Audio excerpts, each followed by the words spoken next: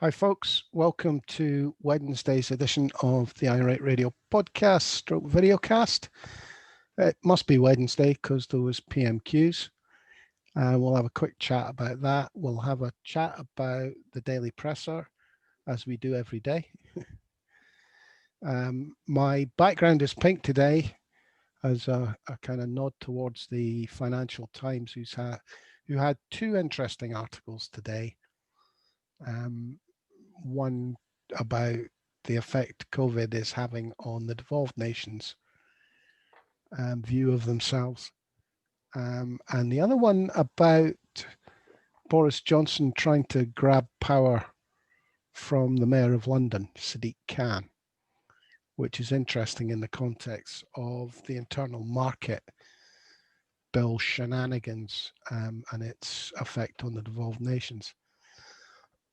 Stuart, you picked up something in the Irish Times, was it? Yes, an Irish academic talking about motivation, behavioural scientist. Yeah. And Yeah. he basically got a nice little bit of research which is saying that people are complying. And if things are different with young people, it's because young people will, generally speaking, take more risks than older people. Well, we'll have a chat about that. And one or two other things might raise their prickly heads during our discussion, especially of the press conference today. PMQs then, Stuart, what did you think? Well, I think let's start with PMQs, you're right. First of all, there were two backbench questions before Keir Starmer, the leader of the opposition, got to speak, which was interesting on its own. The first one was, I don't even remember what it was about.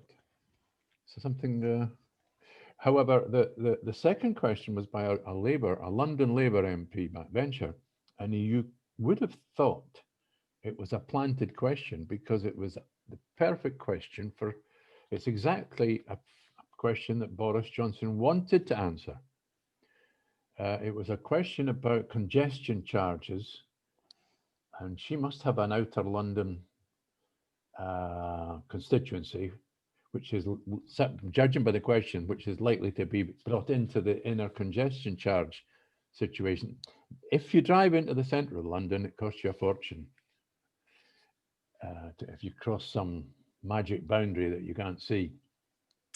Anyway, the point of bringing it up was, it was ideal for Boris because Boris wants to attack Sadiq Khan, the Labour Mayor of London, and he wants to grab the power over transport for London to Westminster, to Whitehall, to be honest. There's another thing I want to bring up at another time. Well, I think an explanation, there's an inner, really expensive area in London that if you drive into, I can't remember what it costs you, but it costs a lot of money. And there's an outer, slightly less expensive area. And in order to get support for London transport, they're trying to force Sadiq Khan into basically extending the inner area to the outer area, which is 18 times as big, to raise revenue.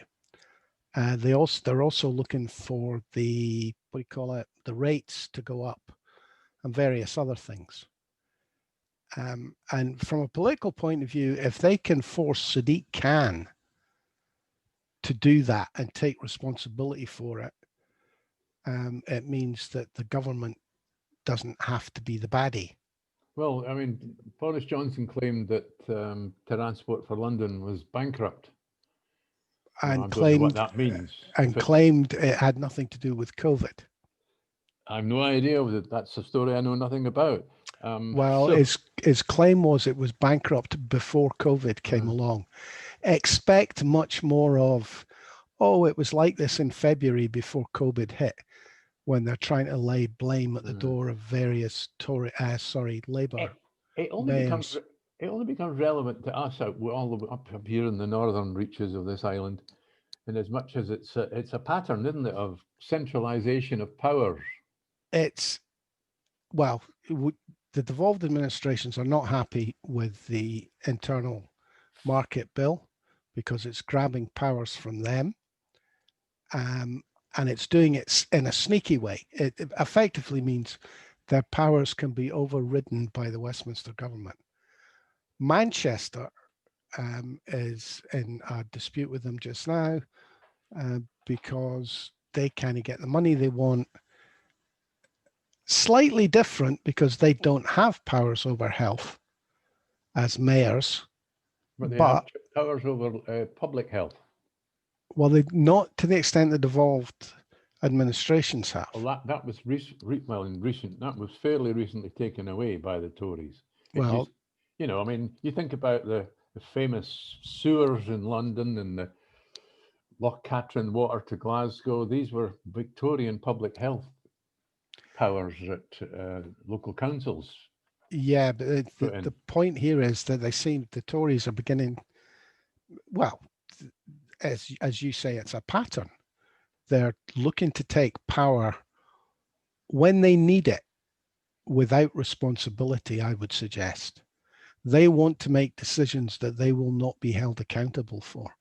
Well, if you're an American politician, they want to be able to use classic corrupt pork barrel politics, which is you spend government money, you target it where it suits you. So it's in constituencies where you need to support your party member, get elected. Well, I mean, I would think I'm not even a little bit surprised. They're just being very upfront about it. They're not even trying to hide what they're doing now. And that's where we've got to very quickly. That rings with what I was saying yesterday. They're gangsters. Yeah. They don't hide. You think about it. What's happening just now? There is still, think of the American election, presidential election. The Trump campaign are trying to rubbish Biden because of possible corruption with his son in the Ukraine. Every second MP, Tory MP in Westminster has got a similar corrupt deal going, and nothing's been done. There's not even a headline in the papers. Because they own the papers. They are so corrupt in this country. That's how corrupt they are. Get my point? Yes, and I totally agree.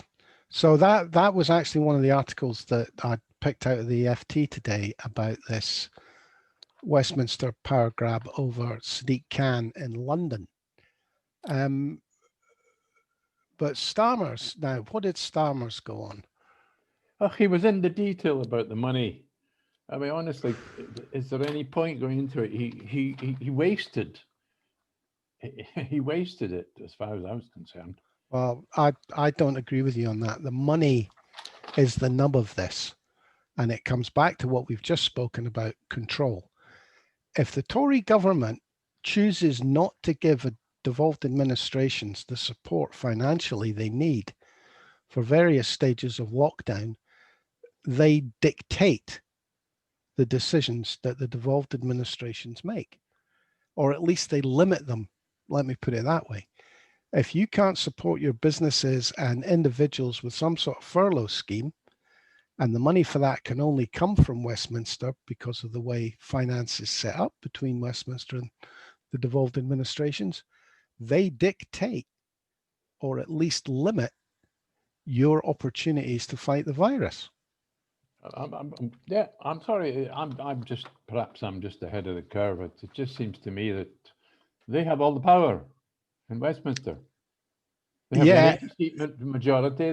They are the only power in the land that can borrow money or print money, not really print money, but and they wield it like a great big hammer.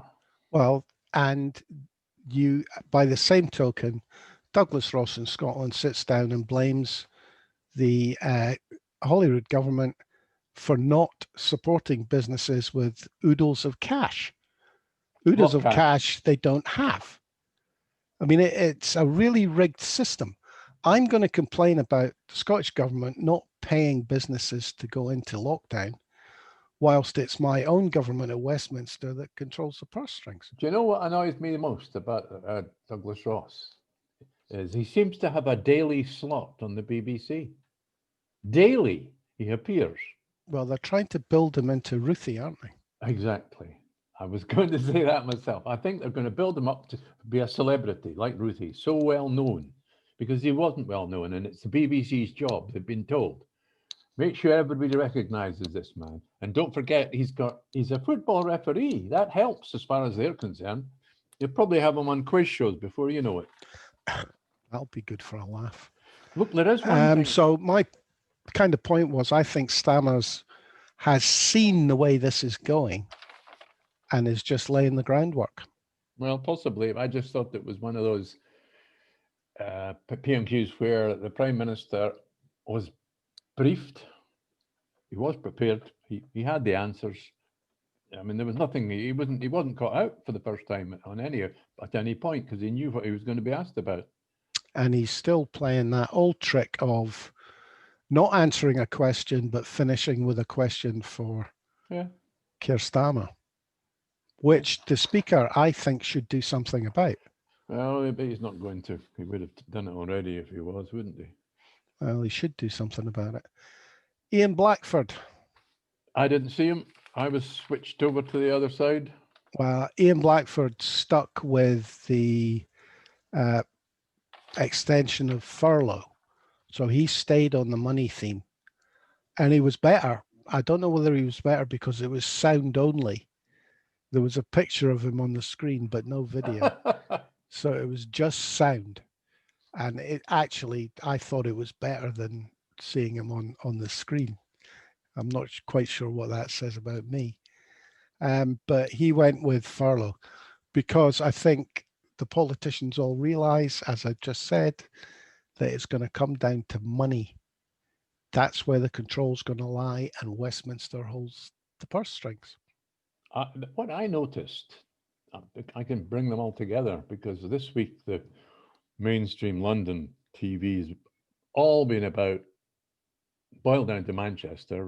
First it was Liverpool, Lancashire, Manchester, now it's Sheffield. It's all about this tussle between the councils and London.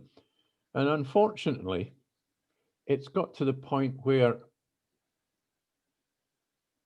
the Scottish government is being effectively treated just like an English council, unfortunately. Yeah. Now that is a very unfortunate situation to be in.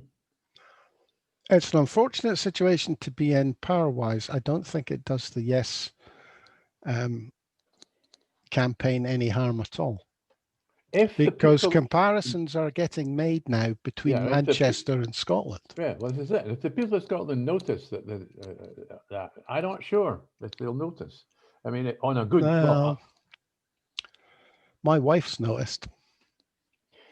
Yes, it certainly struck me that was one of the issues. I'd like to say something about how complicated the Manchester thing has. It's highlighted how complicated this is, because what they've been doing is that they've come up with this figure of £29 per head. And that looks fair. If everybody, each area gets £29 a head given to them for whatever reason. But it doesn't take account of the demographic differences between areas. I mean, there'll be areas that have a lot more businesses in them. There'll be areas that have lots of businesses that aren't closed down.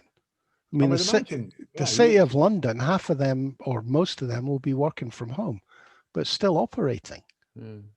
Whereas if you're a factory that can't operate, which is going to be in the north rather than the south, so the saying £29 a head does not make it fair or even.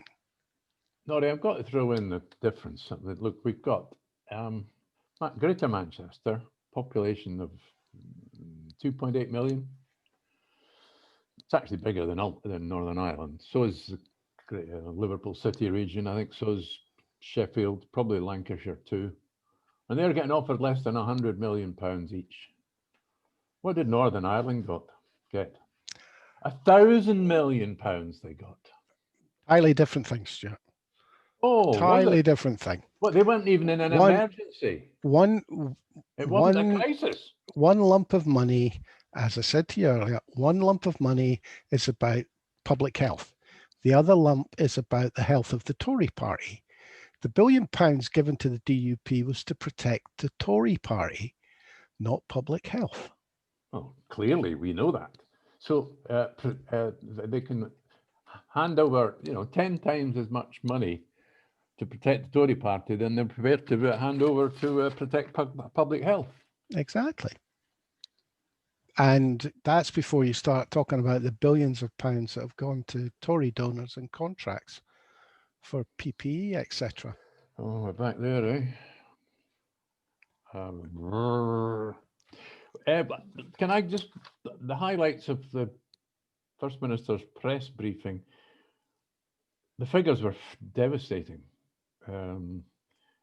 Another 1,739 new infections today, 49 more people in hospital, 28 dead. Now, possibly that's because some of the tests went missing over the weekend. Well, the 28 dead won't be because of that. No, they won't be because of that. The hospital. So it can only apply to the number of positive cases. That's devastating. And I was disappointed in the lack of detail. I was expecting more detail from the First Minister about what is going to happen next week. You mean the announcement she's going to make on Friday with the detail? Yes. Right. Okay. It was a bit piecemeal. I mean, it's my own fault for being, I can't blame anybody else but myself. I was expecting more detail than I got today. Mind you, you have to say that the journalists were pretty persistent at trying to winkle out the details that she hadn't yet made. As you probably didn't spot the sarcasm, I'll repeat it. You mean the detail of the announcement she's going to make on Friday, where she's going to give the detail? On Friday, yes. Well, no, but she did say she would outline things today. We did learn quite a lot today. Five, I think she's going to call them levels. She's at it again, but politically. No, she is, because in Ireland they're called levels. In England they're called tiers. Well, she has to differentiate. I'm sorry, she has to differentiate between England and Scotland because the BBC won't. Yeah, that's fair enough. Anyway, I'm pretty sure she called them levels. And we are going to get 5. There will be one which will be a lower level of restrictions, and that was quite pointed out. I wasn't expecting that, but that was pointed out that would be like the new normal, but not, but before a vaccination. And then there'll be a higher level, and that wasn't a surprise because we knew that from just the chief medical officer in England had said they did probably need another one. And well, the other big announcement was another week of lockdown for the Central Belt. Now that sounded a bit, I think one of the questions, the journalists, it seemed fair to ask about that because we were told initially that it was fixed. And if there was some progress in the figures that it would definitely end on Monday. And now it's not. So there will be businesses that are upset. And that seems a reasonable point to make, I think. Well, yeah, I think it is reasonable, but I don't think it's in the least bit surprising. Not surprising, not to you and me, that's for sure. I mean, I had a phone call from my daughter who manages a restaurant this morning asking me if I'd heard any scuttlebutt about what was going to happen. And basically, I told her what was going to happen before the First Minister told us, because I could see no reason for her to come out of lockdown in the Central Belt until she had numbers. I think we said yesterday, proving they'll roll it over. They just extend it to another week. I had a certain amount of understanding on the question about partly the cafes that were open in Glasgow. There seemed to be quite a lot of them bending the rules, and there were crowds outside them. And I can agree with that. I've been out twice in my car across the city here in Edinburgh, and it's been the only place where there have been any crowds is you can spot them. Oh, that must be a cafe. that must be a cafe, even if you don't know until you look, because everybody's crowded around the cafes. It's the only place to go. Well, the message that they've been trying to get out for the last, 10 days has been, look, this is about not meeting people, and businessmen of a certain bent will always try to push the envelope. That's called being an entrepreneur. Well, in this case, it's called murder. Well, you could. That's a fairly extreme way to put it, Nora. Well, Yes. yeah, but I mean, the whole point of this is to cut down interaction between different households. And if you're so stupid as not to understand that, or wantingly ignoring that, you have a responsibility to everybody round about you. I think we should get that quote from Jason Leach today, because the way he put it was very clear. I can't repeat it because I couldn't write it down fast enough. It's not the restrictions, but the virus that hurts the economy. That's somebody's quote. Was that Jason That was Leach? Devi Schreier. So that was Jason Leach quoting Devi Schreier, was it? Yeah, saying it wasn't the lockdown that is destroying businesses, it's the virus that's destroying businesses. Yeah. And that's one of the problems with the way things are being reported. The Scottish government lockdown is destroying businesses. Oh, it's more than that. It's Nicola Sturgeon's lockdown. Well, it's actually the pandemic. It's the virus. Oh yeah, I mean, but it's being reported as Nicola Sturgeon's, and the questions from the journalists come couched in that thing. There was another thing, sticking with your point there about it's the virus, not the lockdown. I can't remember the exact quote, but it's talking about. Well, I've lost it here. You're actually, when you mention the word murder, you're actually killing somebody else when you break a rule. It's because it's not like potentially you are. It's not like somebody with diabetes having a seizure or something, where they can be saved. I mean, if you break a rule, you're potentially killing somebody else somewhere, in 3 weeks' time. Well, I think today made it obvious that they're trying to move the message to the public to what you do today makes a difference a month from now. That was what Jason Leach tried very hard to get across.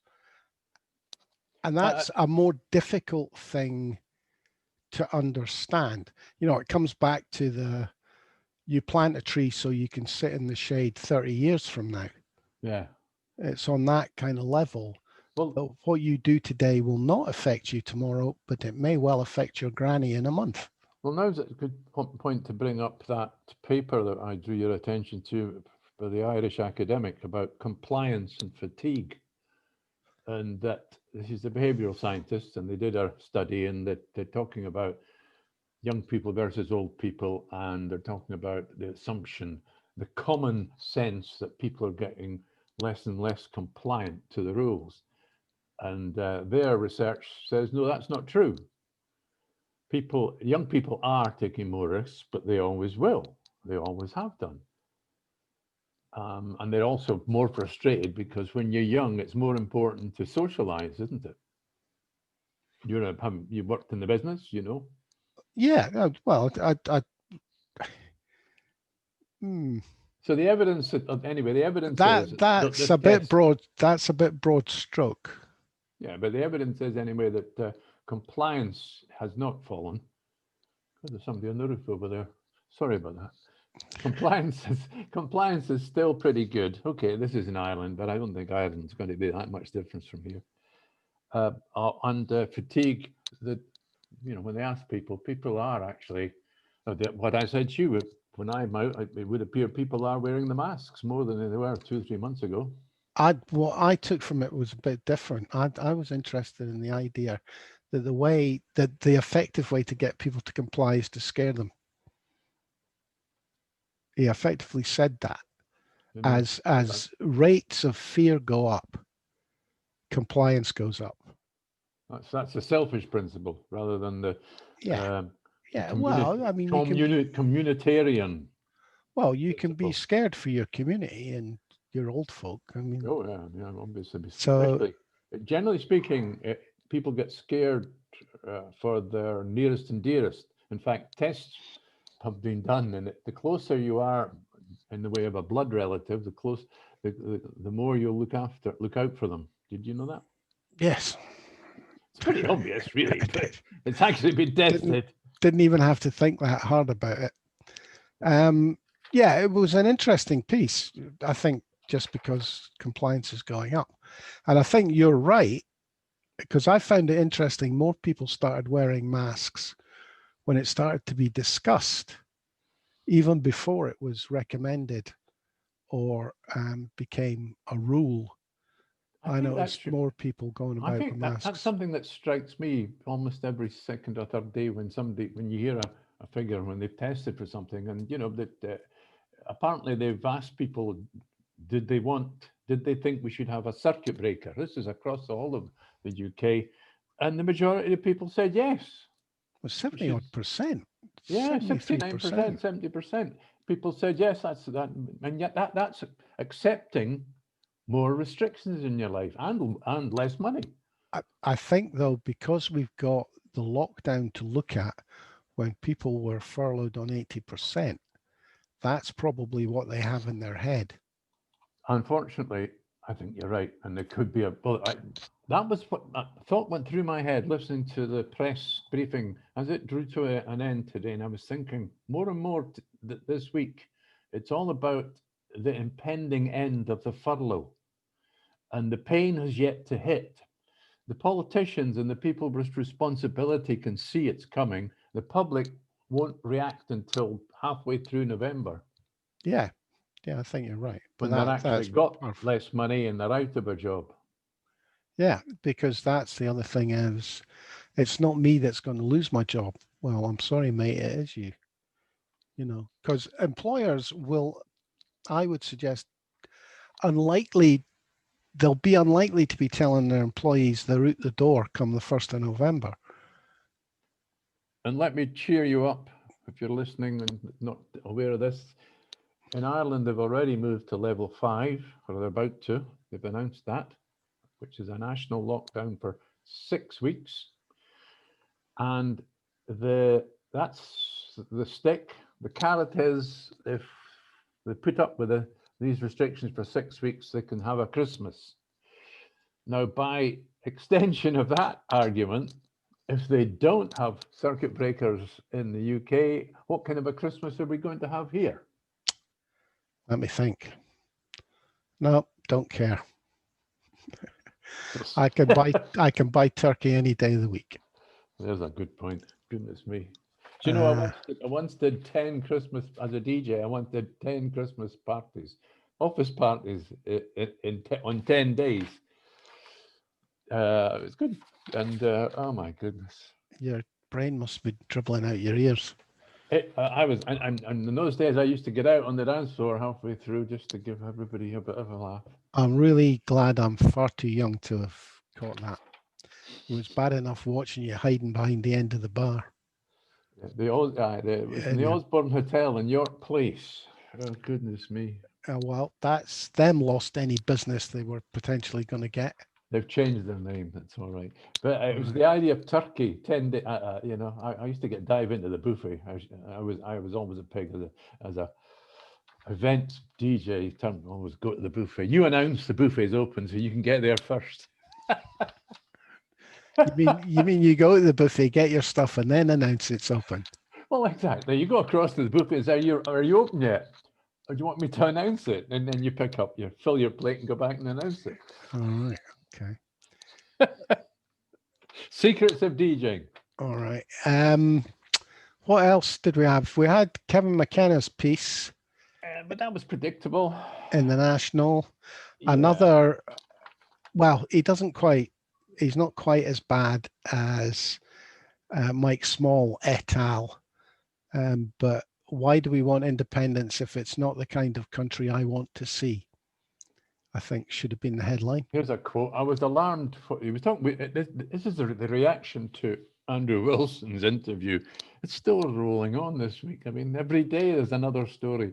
I think it was just clickbait of a different kind.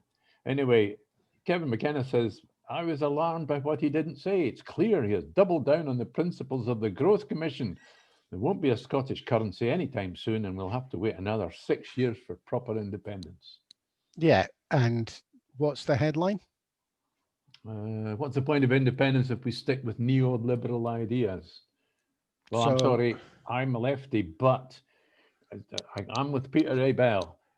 A referendum is not about policies. It's simply a yes or no question. and people continually write that they want a left-wing government after independence. Well, who doesn't? But after independence, you have to get the votes for that left-wing government. And before you get independence, And God help us. You're going to have to get the middle classes to vote as well as the working class. Well, and God help us if there's a Tory resurgence in Scotland after independence, because we could end up with a Tory government. It's not impossible. Who knows? The Labour Party might surge. I can't see that either.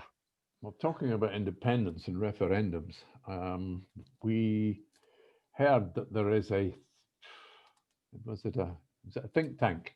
Hanbury, they're called. I thought they made sweets. Yeah. They proposed, it was leaked, and it was a report that was leaked. Was it 21 pages of a memo? God, I thought a memo was half a page. Anyway, and it's been leaked, and with all these ideas, they're worried about. Obviously, they're scared that the poll. This is a unionist think tank.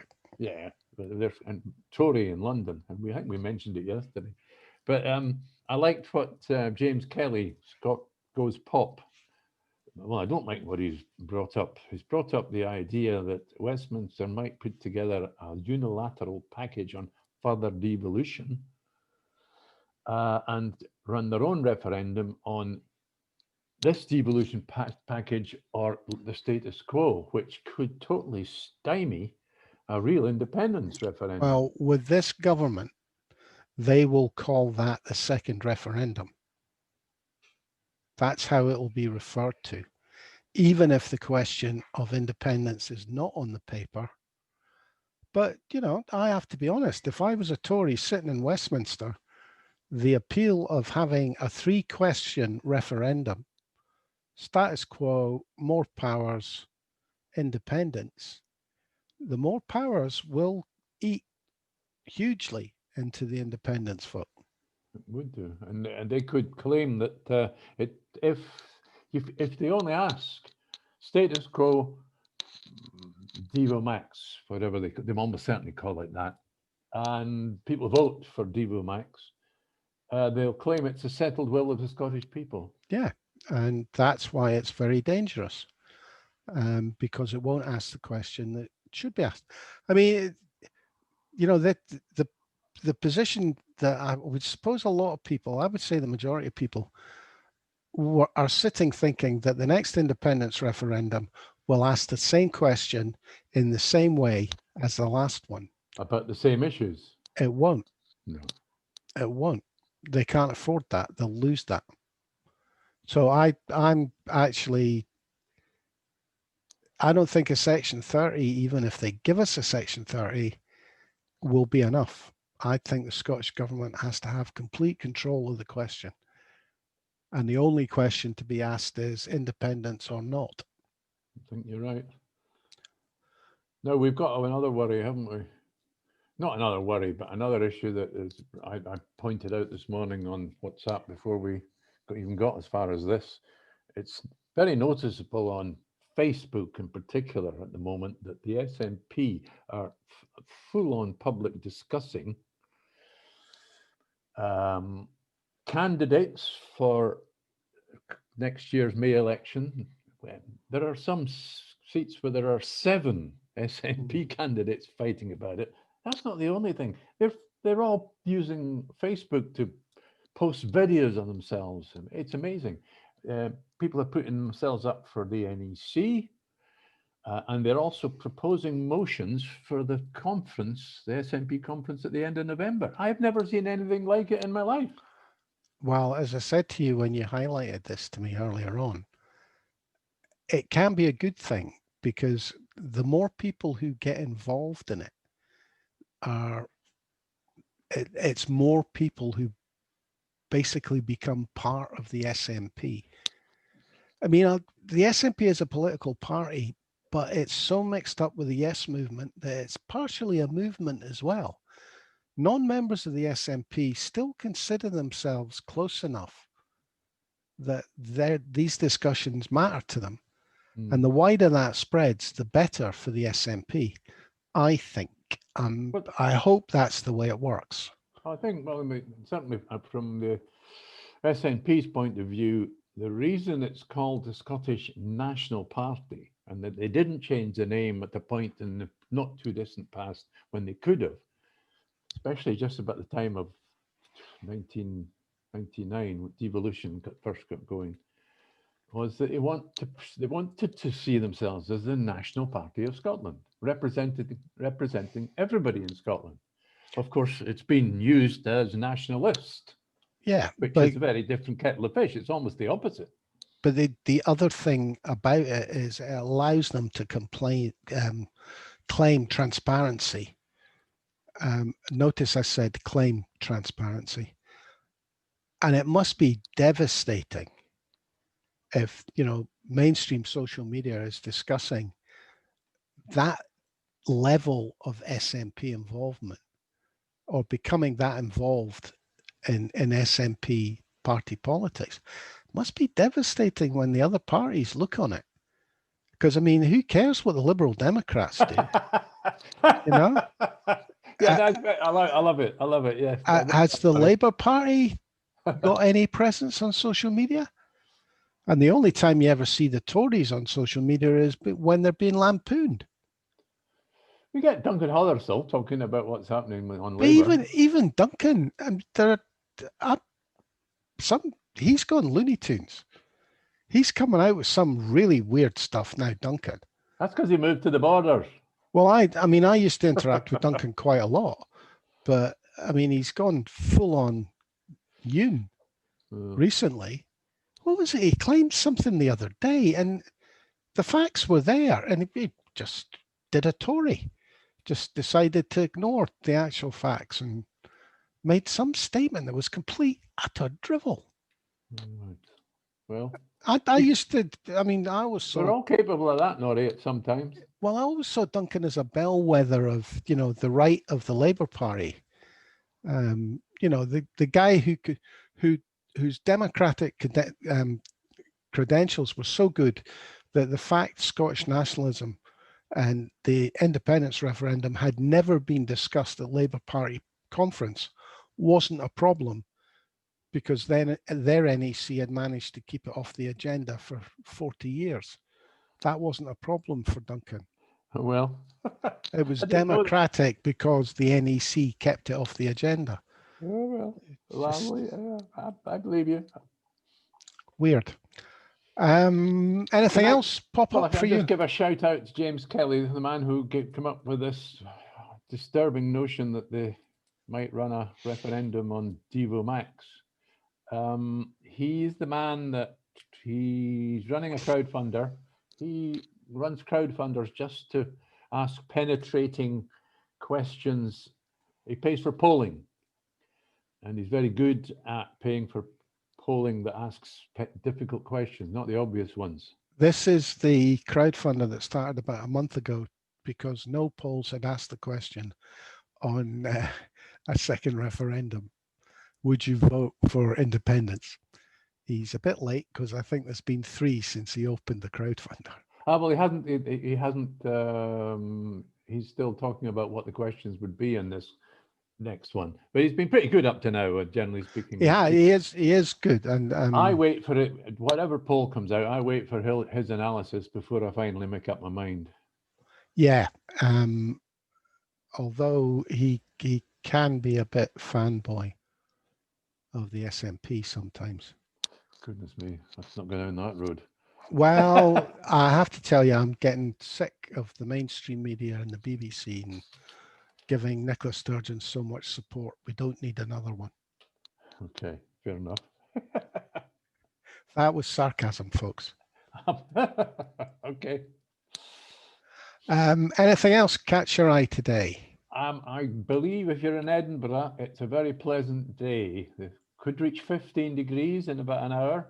Now, 16 degrees in July is enough for taps off in Edinburgh. So the sea is flat calm. There's a blue patch of sky there and 15 degrees. So get out there.